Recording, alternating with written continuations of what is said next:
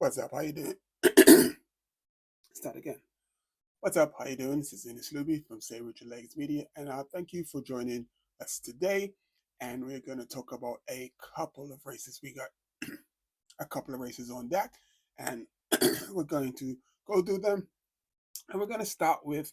I apologize for the little bit of congestion in the chest, but I'm going to do my best to get through this and just give you everything that happened. So, as you can see, Rubio's mechanic, or I'm pretty sure he's the mechanic, he's climbing on top of the car to get a bike off the rack. Now, Rubio is probably one of movie stars' best climbs. So Rubio's shaking his head now. He's like, this is flipping amazing. So his bike should have been on the outside for starters. And then he has to get the bike from the center. No, well, not so from but inside the other bike, so you can see his bike looks like he's the derailleur is like ran into the front wheel because it looks like it's bent. So his bike is not together. They have to get his bike up the center of the rack, so he's waiting for over a minute, and he loses quite a bit of time. But the amazing part is that it's how much kilometers is it to go? It's like still like quite a few kilometers to go. Is that 17.8 kilometers to go? So he has quite a long way to get back on the front. But the bad part is that now UAE are on the front setting the tempo and guys are getting shelled. But Rubio does an amazing job. So he's at 50 seconds. He's at almost a minute behind. And you can see his closing back. You can see the time ticking down. Now, this part, I zoomed in on Tadej Pogacar because this was key to me. It just looked like Tadej was not handling the heat very well. And that could be a key factor if he doesn't acclimatize, because I think the Tour de France is going to be pretty hot. So just breaking from the story from Rubio, just to focus on Tadej Pogacar for a minute, he just didn't look like he was handling the heat too well. But anyway, Rubio's teammate drops back and pretty much gives his all because it's probably about like 6 to 7% grain, so it's not too steep. So it's a climb you can draft on. So Rubio is just trying to grab onto every vehicle that he can to get on. He can see the group right in front of him, and he just does an amazing job. The car pulls up. Each car will pull up to the next car to sort of like give them a hand. And as you can see, it just ticks down. And with 13K to go, Rubio is going to make it back on. So that was like the highlight moment of the what is it the UAE Tour stage two. So Rubio gets back on just as one of the Ineos riders is falling off the back, and you can see UAE is still on the front. They're still in the front, punching it hard, and giving it everything. So the UAE riders, they pretty much done everything. Jay Vine is still is the only rider left for Tade. And then Decathlon, they start, digging in. And it's crazy because Bessinger, I think it's Bessinger, he won was second in the time trial yesterday, and he fell off. And the only other person that was ahead of him in the time trial is the young man from Ineos Grenadiers. And there he is. Uh, what is his name? I can't remember his name. That's a shame. I'm going to bring his name up in a second.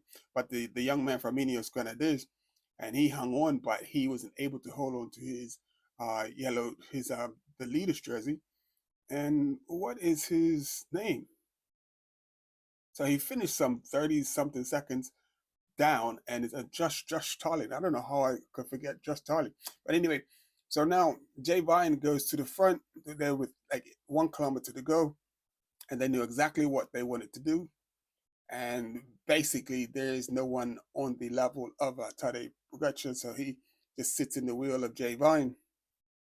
Jay Vine is just pushing the tempo, keeping it hard, and Josh Tarling he's not far behind. If Josh Tarling would have been able to stay in this group, he would have still hung on to the leader's jersey. And Tade said afterwards he was hoping that he would have hung on because he didn't want to wear his team out. He didn't want give the team too much responsibility for tomorrow's stage. So, but unfortunately, a win's a win. And Tade with the iconic little puff sticking out of his helmet, looking pretty cool, dapper, and fast. And his 15 seconds back to Tarling. Tarling had an 18-second margin on Tade, which he won the time trial by yesterday. But with, you know, winning the stage, and then plus whoever wins the stage, and plus the 10-second bonus. So Tarlin needs to be aware of that. So right now, if Tade wins the stage with the 10 seconds, he'll go in front because he 10 plus 15 is 25, and he needs to stay within 18 seconds. But as we can see, what happens, Jay Vine is just giving it all, and Tade is going to launch, or I think it's like about 300, 250 kilometers from the finish, and you can see everyone else trying to, like, give themselves a chance because they know in order to have a chance, they need to be on Tade's wheel. So as soon as Jay Vine comes off, Tade rides to the front. He sort of picks the tempo up a little bit, realizes that, okay, guys, it's still here. And then he just gives the Tade punch, the Tade kick. And once he does that, it is over. It is all she wrote. And there they go. And Tade wins stage 2 of the UAE tour. So that's the UEA tour and how that went. You can see, I think it was two amazing moments with Rubio is just being able to chase back on, which was an amazing chase. And then I think he still finished in the top 20. I didn't check. I should have checked it to see where he finished. But then we're gonna go over to the next race in a minute. So we're just watching watching the current leader. So now we go over to the Ruta del Sol, or someone says, or some people say the Volta Andalusia. So, but the Ruta del Sol, which I've known it for forever.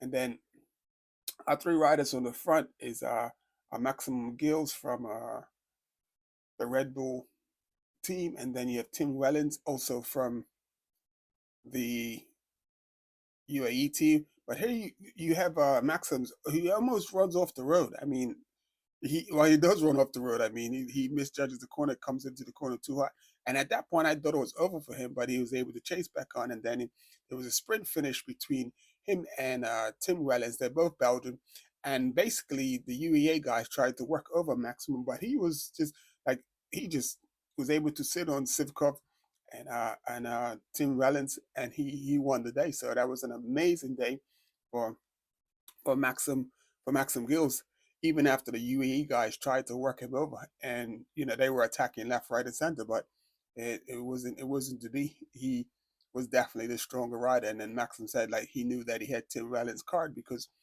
in past races, like Maxim is like they both know that he's the fastest sprinter of, like, of the two. So that was an amazing day for UAE with riders. I think three or four riders in the top 10. And then you also had Naro Quintana finishing well. Tom Pickup didn't do as well as he would have liked to, but he still had a good showing.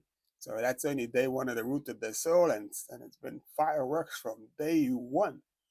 Amazing, amazing, amazing, amazing. So, so as soon as we watch a few more of these guys, and then we'll get into the last race that we're going to talk about, the most amazing race of the day. So, and there is that Nairo Quintana? I think that's Nairo Quintana coming. No, that's not Nairo because he's number 22. There's a few more guys finishing. Bish, bash, bosh. And this is that moment in the race. So now, on to the Volta Algarve. So we are less than 1 kilometer from the finish, and the guys are really storming in. On the front, we have one of the Red Bull riders, and we have Intermarché. You got Walt Van Aert in there. You got Honor Dali, and those, like, obviously two of the favorite riders. So this is where things went wrong, right here. Let's pause right here. This is where things went wrong. So as you can see, the road is really, really wide, really, really wide, and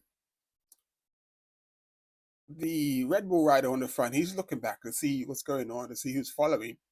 And as when they go from the helicopter picture, they're going to go to the picture with the on the ground, so you can see, filming from the ground, and you can see the policemen and a couple of other officials like telling the riders, the riders right now they're on the right side of the road. They're telling the riders, you need to go left, go left, go left. But I don't know what was going on. There's a massive, massive sign that's bright orange that you see that Felipe Gunner goes under when he crosses the line first. You can see this, you could probably see it for forever. So how they missed it. It was like a little bit, just makes you wonder a little bit. But then people were asking questions, whose fault is it that the riders, didn't make the right turn? But at the end of the day, any decisions made on the road on which way a rider goes, it's down to the riders. Sorry, I'm not looking at the screen, but it comes down to the riders. And this is no reflection or no blame on the officials, because they all get handbooks. They all read the handbooks. They all put the little things on there. Like a lot of them put the little taped little markings on the handlebars so they can see where certain hills, like mountains, what mile they're coming and all of that. They know where everything is. So this is the thing. Like this is something I'm going to talk about, like a tentative and awareness. Like when it comes to the racing, it's like the earpieces. I'm not really a big fan of earpieces, and we could get into that on another.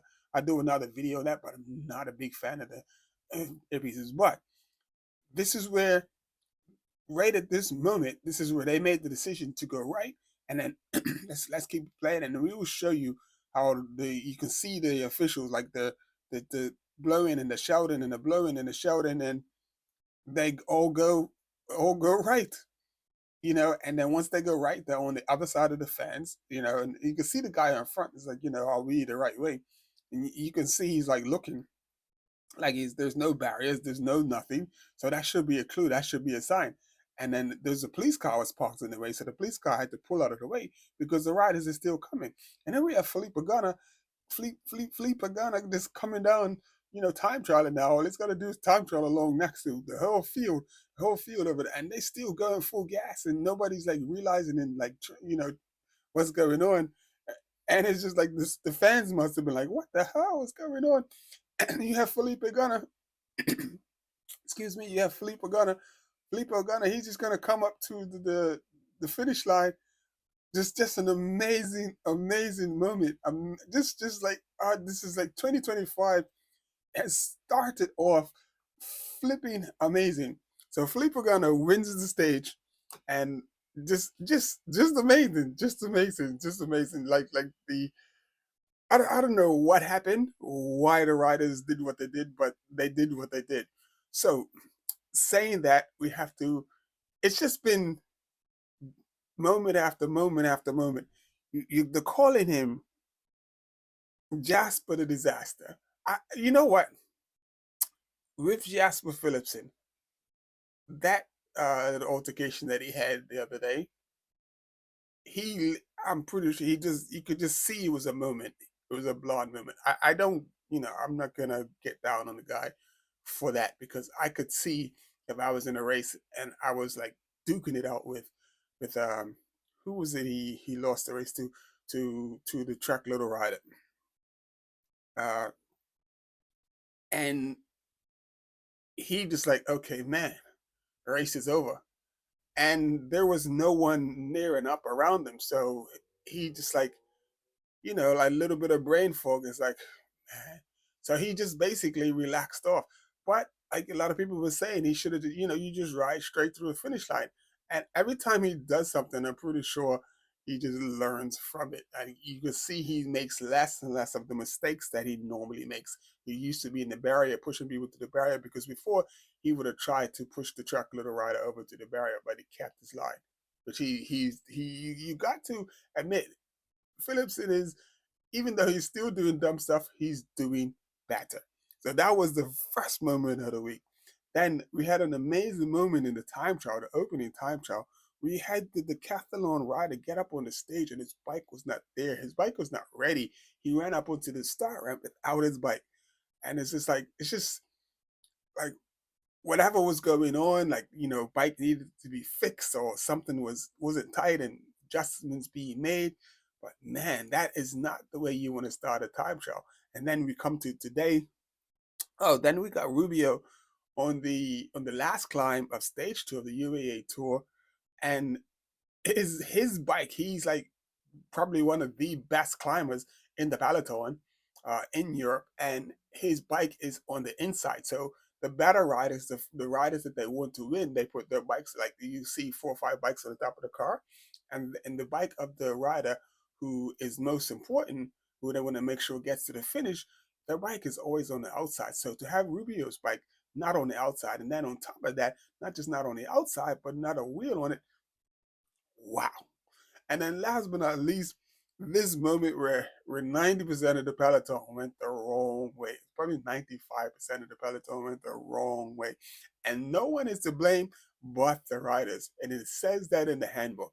So there's no officials to blame because the you just ride for the center of the barriers. How could you? I don't know. I don't know. People's gonna say in the heat of the moment, this and that, but it's just been an amazing week with some amazing moments.